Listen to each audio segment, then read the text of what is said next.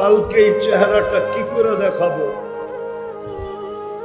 কি করে দাঁড়াবো আল্লাহর সামনে, কি করে দাঁড়াবো আল্লাহ রাসূলের সামনে। আজকে যদিও বলি ব্যস্ত ব্যস্ত, একটা চিত্র আপনাদের সামনে তুলে ধরতেছি, দেখি কারো মনে লাগে কিনা। আজকে তো চতুর্দিকে যাবেন সবাই বলে ব্যস্ত ব্যস্ত ব্যস্ত, আল্লাহ ডাকে তারপরও বলে ব্যস্ত। ওকে যদি জিজ্ঞাসা করি তুই ব্যস্ত কার দেহটা দিয়া, কার দেহ, কে দিছে এই দেহটা? ও যে দোকান করে কার দেহ দিয়া? ও যে তুন্দুলে রুটি লাগায় কার দেহ দিয়া? ওই যে জুতার দোকানে বসে শিলায় কার দেহ দিয়া? ও যে চাকরি করে কার দেহ দিয়া? ও যে চলে ফিরে কার দেহ দিয়া? ডাকে কে পাঁচ বেলা? আল্লাহর দেহ ব্যবহার করে আর বলে আমি ব্যস্ত, ঠিক না? কার দেহ ব্যবহার করে আর কি বলে? তো কিতাবে পাওয়া যায় মউত আসতে দেরি, ফেরেশতা কানের পর্দা ফাটাইতে দেরি করবে না। প্রথম তো ফেরেশতা বলবে ইনকাতাতিল আজাল ওয়ানকাতাতিল আমাল, তোর বয়স শেষ, আশা শেষ। বয়স শেষ, আশা আশা। দ্বিতীয় ফেরেশতা বলবে আইনাল ইস্তেগাল।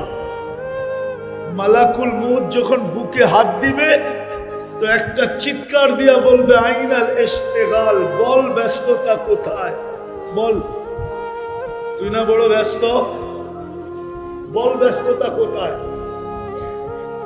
কোথায় ব্যস্ততা বল। তো জবাব তো দিতে পারবে না, তো ফেরেশতা টান দিবে আর জবাব দিবে সালাল ইস্তেগাল, তোর ব্যস্ততা শেষ। আর কোনোদিন এই চেয়ারে কেউ বসবে না, তুমি আর কোনোদিন তোমার অফিসের চেয়ারে বসবে না, আর কোনোদিন তোমার নামে কেউ রিং করবে না, দরজা খটখটাবে না, ব্যস্ততা শেষ। কিন্তু একটা কথা ফেরেশতা এটাও বলবে বাকিয়াল ওয়াবাল, সব গাঠি তোমার সামনে। তৃতীয় ফেরেশতা ধ্বনি দিবে, তৃতীয় বলবে যাহাবাতিল আমওয়াল, যা অর্জন করছো সব হাতছাড়া, সব। বাড়ি অর্জন হাতছাড়া, ফ্যাক্টরি অর্জন হাতছাড়া, অফিস অর্জন হাতছাড়া, মেইল অর্জন হাতছাড়া, বাড়ি অর্জন হাতছাড়া, গাড়ি অর্জন হাতছাড়া, যা কিছু অর্জন করছো সব হাতছাড়া, ডিগ্রি শিগ্রি সব হাতছাড়া। বাকিয়াতিল আমাল, আমল তোমার সাথে থাকবে। চতুর্থ ফেরেশতা ধ্বনি দিবে জীবিতদের জন্য তুবা লিমান কানা মাকামুহু মিনাল হালাল, সুসংবাদ ওই ব্যক্তির জন্য যে হালাল ভক্ষণ করছে, ইস্তেগালুহু লিখিদমাতি যুল জালাল, আর যেই ছোট জীবনটার ভিতরে আখিরাতের প্রস্তুতি নিছে।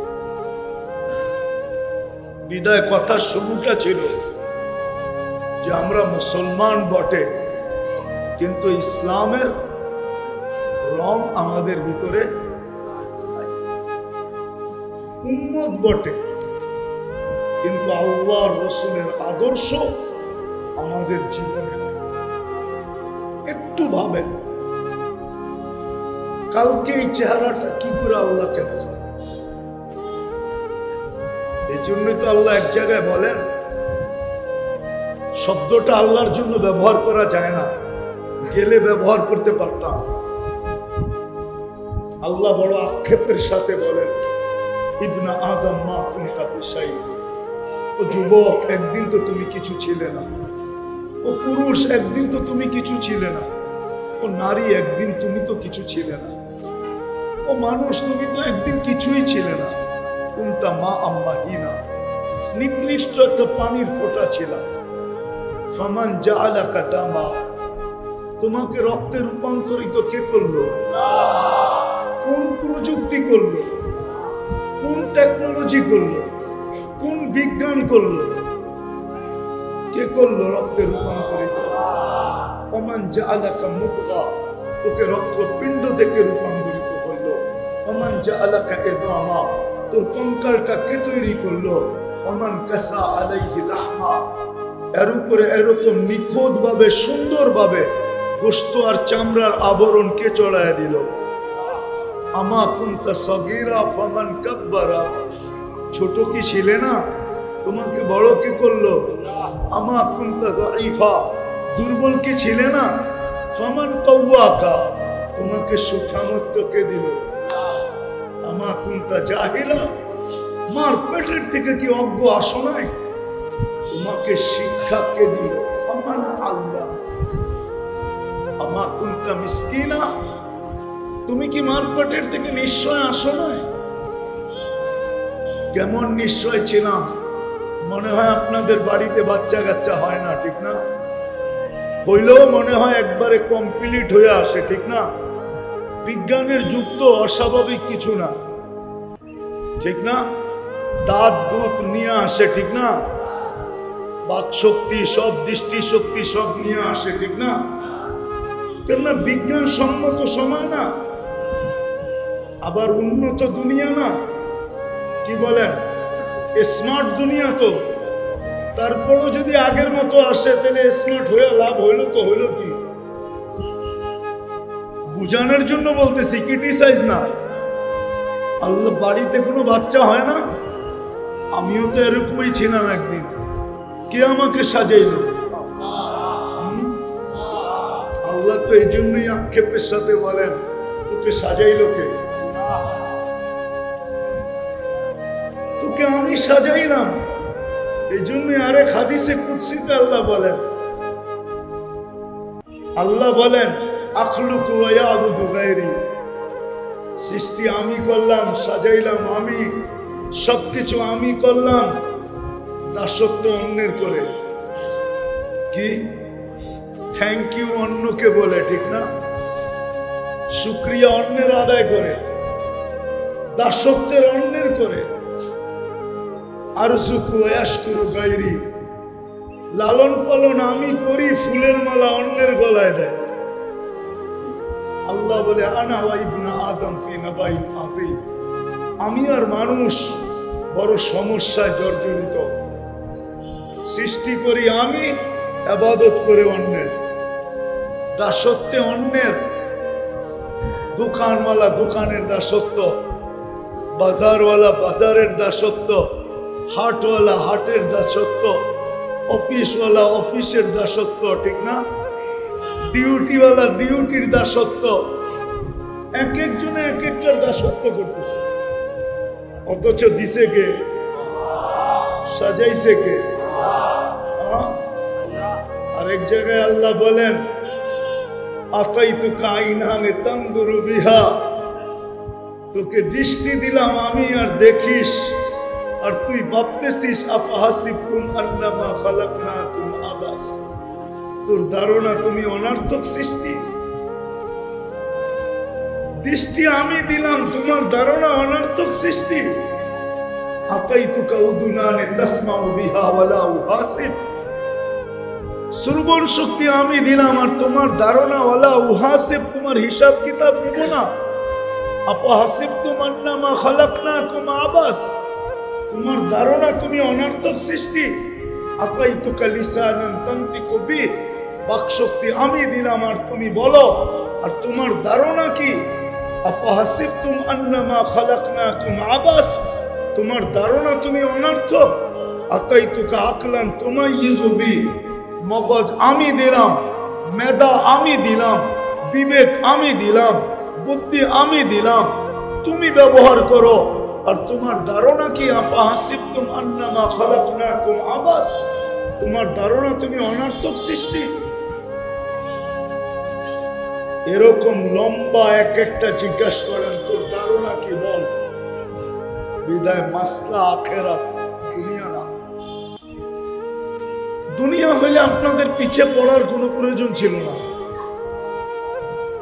ওলামাদের আপনাদের পিছে পড়ার কোনো দরকার ছিল না।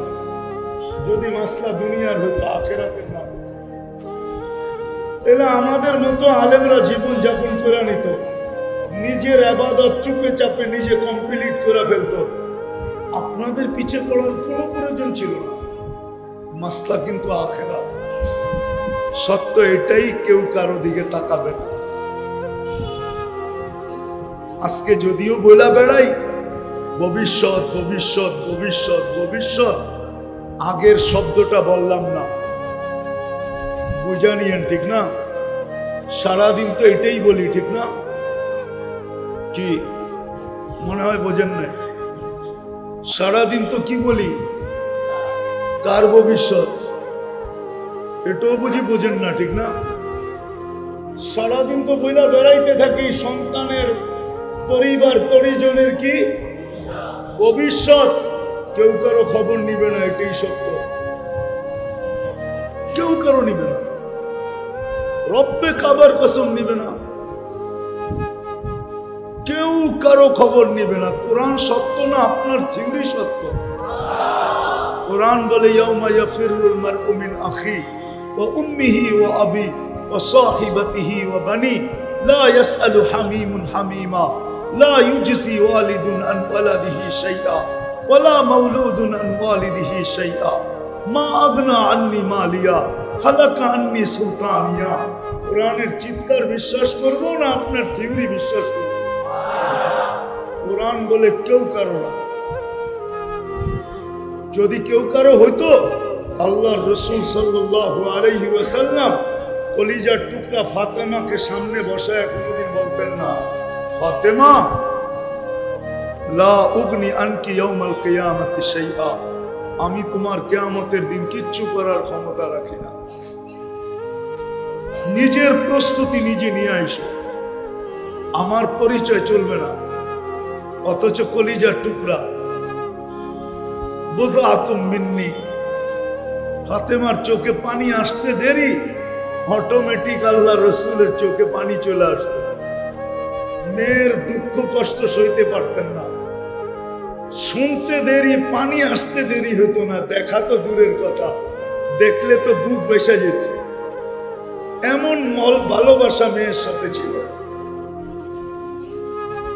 ওই মেয়েকে বলতেছে, ওই স্ত্রীকে বলতেছে আয়েশা রাদিয়াল্লাহু তাআলা আম্মা জান, যার ঘরে এখনো আল্লাহর রাসূল আরাম করতেছেন, যার ঘর এখনো জান্নাত, আম্মা জানের ঘরেই শুয়ে আছে, আম্মা জানকে বসায় বলতেছে, অথচ 11 স্ত্রীর ভিতরে আম্মা জানকে সবচেয়ে বেশি ভালোবাসতেন, যার কারণে আল্লাহকে বলতেন, আল্লাহ অধিকার সবাই সমান দিতেছি, এতে কিঞ্চিত এদিক ওদিক হয় না, কিন্তু ভালোবাসাটা একটু আয়েশার জন্য বেশি।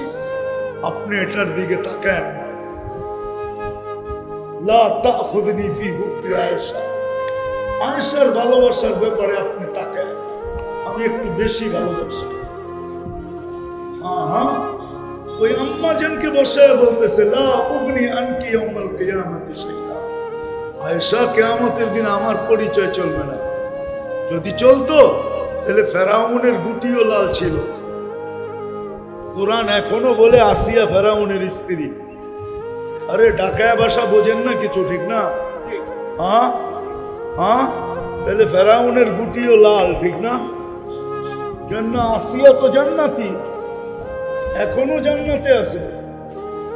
ফেরাউন আসিয়ার স্বামী, তাহলে স্বামীর পরিচয় স্ত্রীর পরিচয় দিয়ে চলে যেত না, এই পরিচয় চলবে না। যদি চলতো তাহলে ইব্রাহিম আলাইহিস সালামের আব্বা ছেলের পরিচয় দিয়ে চলে যেত। সবার কথা বাদিয়ে দিলাম, কেউ যাকান না যাক, আবু তালেব মুহাম্মদুর রাসূলুল্লাহ সাল্লাল্লাহু আলাইহি ওয়াসাল্লামের পরিচয় দিয়ে পার হয়ে যেত। আপনি চিনেন আবু তালেবকে?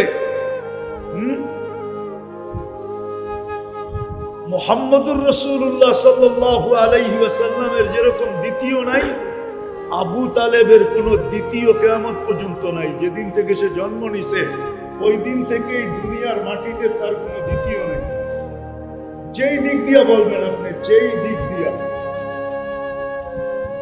আবু তালেব পারস্যে গেলে সম্রাট পর্যন্ত দাঁড়ায়া চেয়ার ছেড়া দিত। চেয়ার আপনাকে দেখলে কয়জনে চেয়ার ছাড়ে?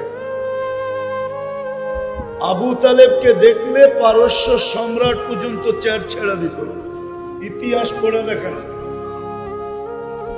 রুমের সম্রাট পর্যন্ত দাঁড়ায় যেত আবু তালেবের চেহারা দেখলে। যত বড় বড় সম্রাট ছিল, আবু তালেব ঢুকতে দেরি, চেয়ার ছেড়া দাঁড়াইতে দেরি করতো না।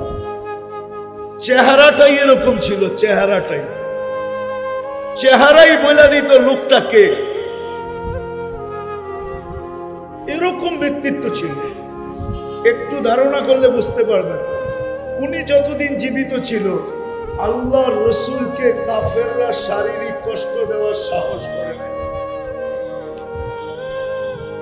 ছোট একটা পাথরের কণা দিয়েও না, কেননা পুরা আরব ভূখণ্ড জানতো যদি পাথরের কণা দিয়া যদি কষ্ট দেই তো ইট দিয়া জবাব দিবে না। আবু তালেব তালাশ করে বাহির করবে এই পাথরের কণা কোন পাহাড় থেকে আসছে, ওই পাহাড় উঠায় নিয়ে আয়, তারপরে মারবার মাথার উপরে। আমার ভাতিজাকে কষ্ট, এরকম ব্যক্তিত্ব ছিল। 44 বছর আমাদের নবীজিকে পালছেন। কত? 6 বছর 6 মাস বয়স থেকে নিয়ে 50 বছর 6 মাস 10 দিন। যেদিন আমাদের নবীজির বয়স, ওই দিন আবু তালেব দুনিয়ার থেকে চলে গেছে। 44 বছর 10 দিন পালছেন। ভাতিজাকে বুকে শোয়া পালছেন, অথচ আমাদের নবীজি যেই জিনিসের উপরে হাত লাগাইছেন, দস্তরখানে হাত লাগায় দিছেন, আজীবন দস্তরখানের সুতা দুনিয়ার আগুন একটাও পড়াইতে পারে না। একটা পরীক্ষিত আনাস ইবনে মালিক রাদিয়াল্লাহু তাআলা আনহু দস্তরখান জীবনভর আগুন দিয়ে পরিষ্কার করছেন, একটা সুতাও জ্বালাইতে পারে না। অপরিচিত জিজ্ঞাসা করতে, এটা করো তো করো কি? এই জাদু শিখলা তো থেকে? বলছে এটা জাদু না, এটা মুহাম্মদুর রাসূলুল্লাহ সাল্লাল্লাহু আলাইহি ওয়াসাল্লামের হাতের ছোঁয়া। অথচ চাচাকে নিজে কবরে নামাইছে 2 হাতে। আপনি তো চিনেন না এই হাত কোন হাত? আমরা তো চিনি না নবীজির হাত কোন হাত।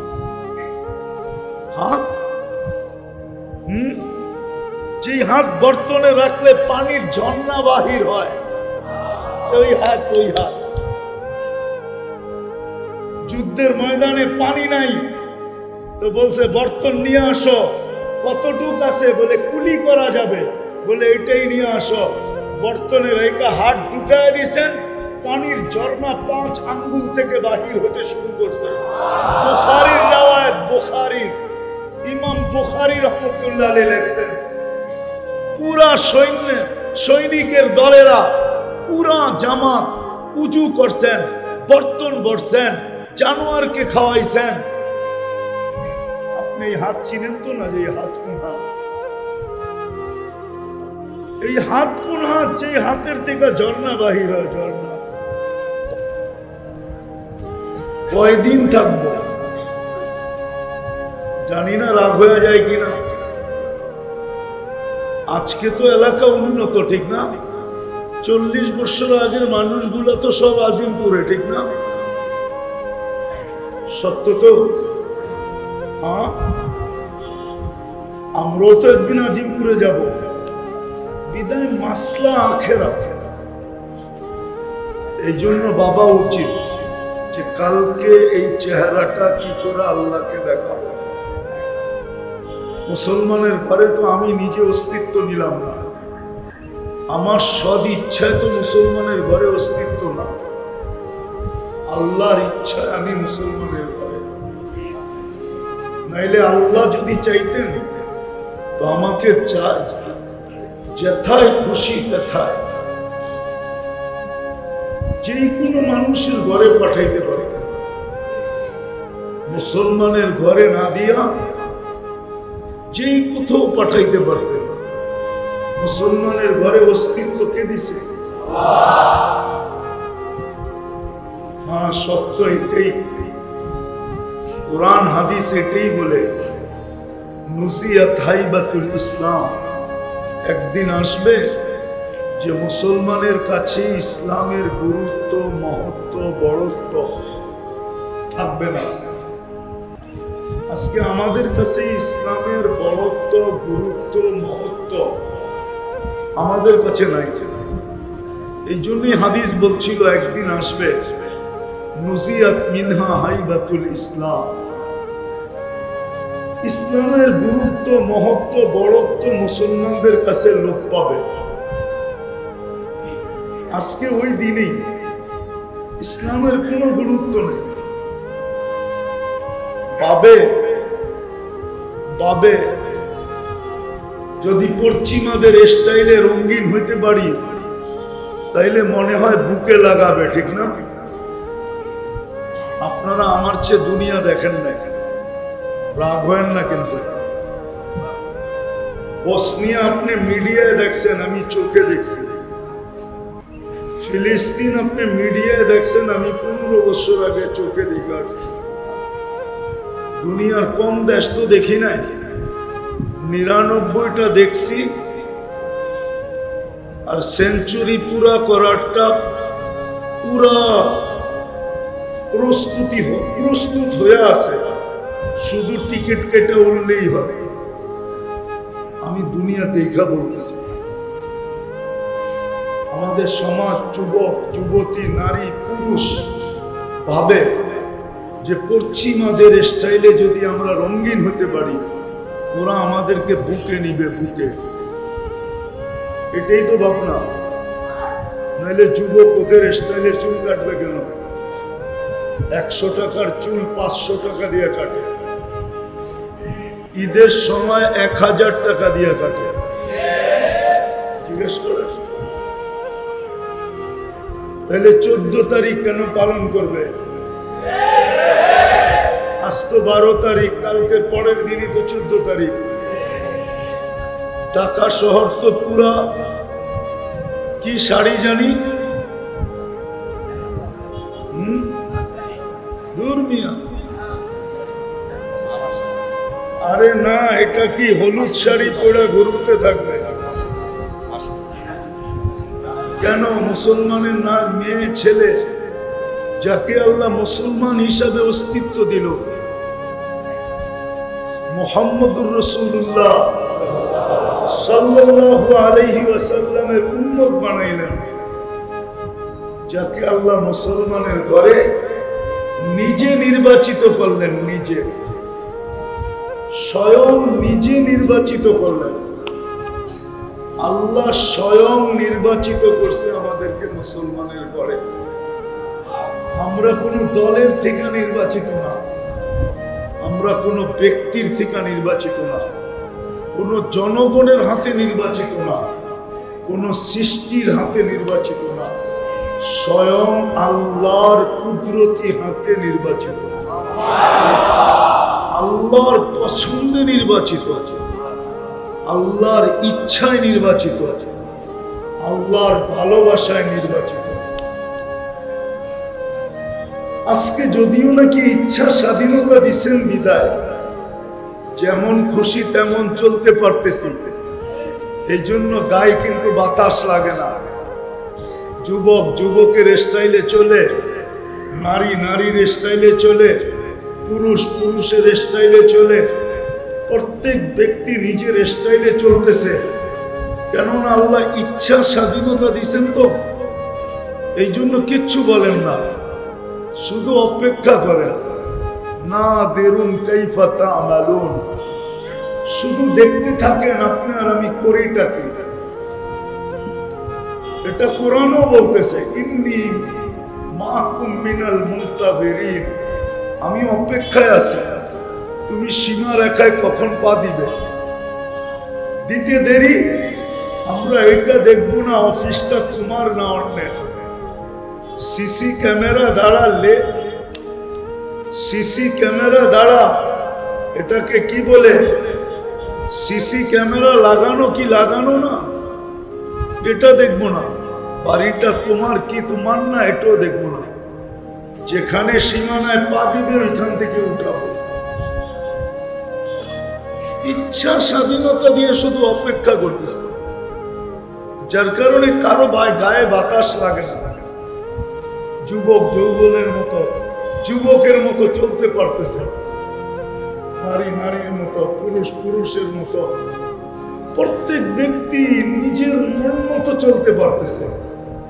গায়ে তো বাতাস লাগে না, কেননা ইচ্ছা স্বাধীনতা দেওয়া আছে। ইচ্ছা স্বাধীনতা যদি না দিতেন তাহলে আপনাকে আমাকে আকাশের মতো এক পা উঠায়া দাঁড়ায় থাকতে হতো।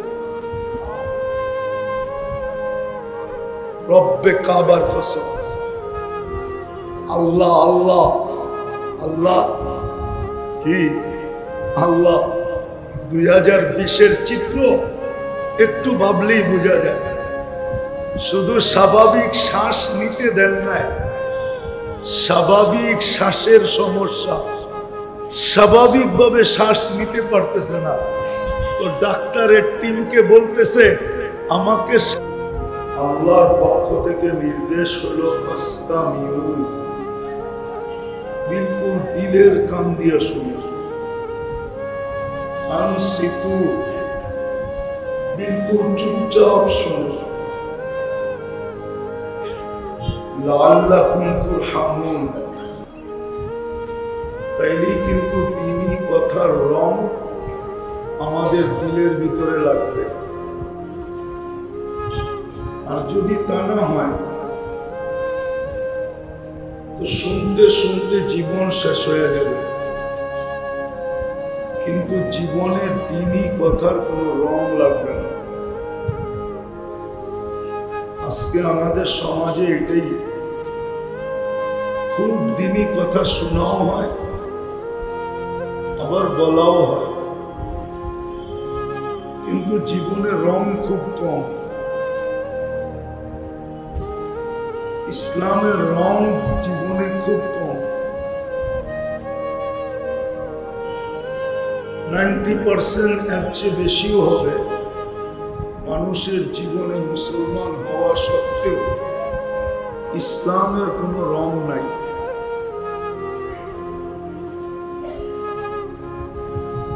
উম্মতে মুহাম্মদী হওয়া সত্ত্বেও নবীর আদর্শকে মনে প্রাণে জাগা দিছে, এরকম লোক শতকরা 10 জন হবে কিনা সম্ভব। নবীর আদর্শকে যদি মনে প্রাণে জাগাই দিত তাইলে এই রূপ বাংলাদেশে হতো না। 99% যুবক নেটে দেখা চুল কাটে,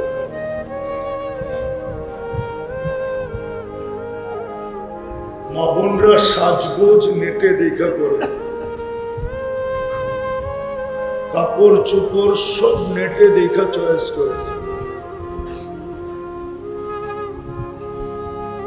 অর্থাৎ বলা যেতে পারে 99% মানুষই বিজাতিদের আদর্শে আদর্শবান। অথচ নামাজ যখনই পড়ে, চাই জুমায় পড়ো, চাই মাঝে মাঝে পড়ো, রাগ হয় না কিন্তু, ঠিক না, চাই ঈদে পড়ো, এই কথা অবশ্যই বলে গায়রিল মাগদুবি আলাইহিম ওয়ালাদ-দাল্লিন, এটা অবশ্যই বলে। আমি বিরোধিতামূলক বলতেছি না, বুঝানোর জন্য। আবার এটা যখন শেষ হয় তো পুরো মসজিদ আওয়াজে কাঁপে ওঠে, জোরে আমিন বলে। বিরোধিতা করতেছি না, বোঝানোর জন্য বলতেছি। অথচ সে আল্লাহর কাছে চাইলো যে ইহুদি নাসারার তরিকার থেকে, হাত থেকে আমাকে বাঁচা, এটাও নামাজে বলল। আর বাহিরে যায়া এদের আদর্শে আদর্শবান হল। উনি যে আল্লাহর সামনে দাঁড়ায়া বলল আর বাহিরে যাইয়া আবার আদর্শে আদর্শবান হলো, তো বলা আর কর্মের ভিতরে কি হলো একটু বিবেচনা করেন। বিবেচনার বিষয় কিন্তু মাসলা কিন্তু দুনিয়ার না। দুনিয়ায় আপনি আর আমি কতক্ষণ, এই এলাকা তো আজ থেকে চিনি না, যখন দাড়ি ওঠে নাই তখন থেকে চিনি। কোন গলি কয় হাত লম্বা এটাও বলতে, চওড়া এতটাও বলতে পারবো না। কিন্তু মাসলা তো দুনিয়ার না, কয়দিন থাকবো এখানে, চলে তো যাবো না, যাব না। এই চেহারাটা আল্লাহকে কি করে দেখাবো? এটা তো উনি অস্তিত্ব দিলেন। বলেন ব্যক্তিত্ব আগে না অস্তিত্ব আগে? কোনটা আগে? আপনি যত বড় ব্যক্তিত্ব হন না কেন, অস্তিত্বটা তো আল্লাহ, এটা তো অস্বীকার করতে পারবো না। অস্তিত্বটা কার? আপনি এখন যত বড় ব্যক্তিত্ব হন, এটা নিয়ে আমার কোনো সে নাই, কিন্তু আমার এটা নিয়ে কথা অবশ্যই আছে যে অস্তিত্বটা কার। কে এত সুন্দর করে সাজায় দিবে? অস্তিত্বটা যদি সাজানো না থাকতো তাহলে আপনি ব্যক্তিত্ব কোত্থেকে পাইতেন? আমাকে বোঝান। যদি আল্লাহ মেধা না দিত তো আপনি বিসিএস ক্যাডার কোত্থেকে হইতেন? যদি আল্লাহ মেধা না দিত তো আপনি ডাক্তার কোত্থেকে হইতেন? যদি আল্লাহ মেধা না দিতেন তো আপনি ইঞ্জিনিয়ার কোত্থেকে হইতেন? যদি আল্লাহ মেধা না দিতেন তো আপনি ডক্টরেট কোত্থেকে করতেন? যদি আল্লাহ মেধা না দিতেন তো আপনি উকিল ব্যারিস্টার কি করে হইতেন? যদি আল্লাহ মেধা না দিতেন তো আপনি জজ কি করে হইতেন? যদি আল্লাহ মেধা না দিতেন তো আপনি উচ্চ উচ্চ শিক্ষিত কি করে হইতেন? বুঝান আমাকে। অস্তিত্বের ভিতরেই তো মেধার মেমোরি রাখা, ঠিক না? না এটা পড়ে যায় আমেরিকার থেকে লাগায় নিয়ে আসছে, কানাডা, অস্ট্রেলিয়া, জাপান, দুনিয়ার কোথাও থেকে না? তাহলে বাবা উচিত আমার ব্যক্তিত্ব যাই হোক, অস্তিত্বটা আল্লাহ। বেশি দিন থাকবো না এখানে।